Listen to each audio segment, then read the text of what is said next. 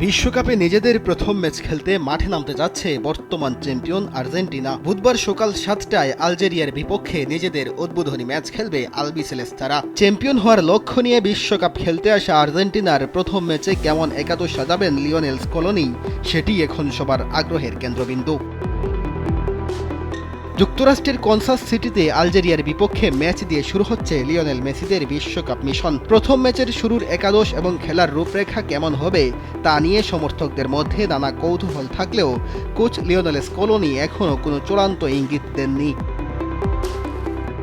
Argentine গণমাধ্যমের তথ্য অনুযায়ী অনুশীলনে বিভিন্ন ফরমেশন নিয়ে পরীক্ষা নিরীক্ষা চালিয়েছেন লিওনেল স্কলোনি। কখনও 4 ডিফেন্ডার, আবার কখনও 3 সেন্টার ব্যাক ও 2 স্ট্রাইকার নিয়ে ছক কষেছেন।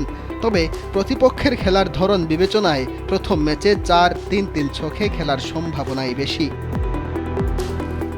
আলজেরিয়ার বিপক্ষে যদি আর্জেন্টিনা 4-3-3 ফরমেশনে খেলে, সেক্ষেত্রে আক্রমণ ভাগে শুরুর একাদশে লেফট উইঙ্গে দেখা যেতে পারে থিয়াগো আলমাদাকে। সেন্টার ফরওয়ার্ড পজিশনে লাউতারো মার্টিনেজ এবং রাইট উইঙ্গে থাকবেন লিওনেল মেসি। আর্জেন্টিনার মাঝমাঠে দেখা যেতে পারে এনজো ফার্নান্দেজ, রদ্রিগো ডি পল এবং ম্যাক অ্যালেস্টারকে। সেক্ষেত্রে অ্যাটাকিং মিড হিসেবে থাকবেন এনজো ফার্নান্দেজ, সেন্টার মিড হিসেবে ম্যাক অ্যালেস্টার এবং ডিফেন্ডিং মিডফিল্ডার হিসেবে থাকবেন রদ্রিগো ডি পল।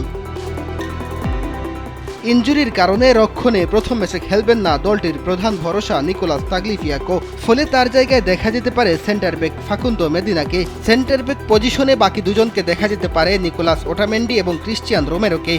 আর রাইট ব্যাকে দেখা যেতে পারে নাহুয়েল মলিনাকে। আলজেরিয়া থেকে শক্তিমত্তায় বেশ এগিয়ে আর্জেন্টিনা, তবুও সতর্ক বর্তমান বিশ্ব চ্যাম্পিয়নরা। কোনো ধরনের ভুল ছাড়াই শুরু করতে চায় বিশ্বকাপ মিশন। শেষ পর্যন্ত আর্জেন্টিনার শুরুর একাদশে থাকবে কে, সেটা নির্ভর করছে আলবিসেলেস্তাদের হেড কোচ লিওনেল স্কলোনির ওপর। মেহেদী হাসান তালহা, সময়ের আলো।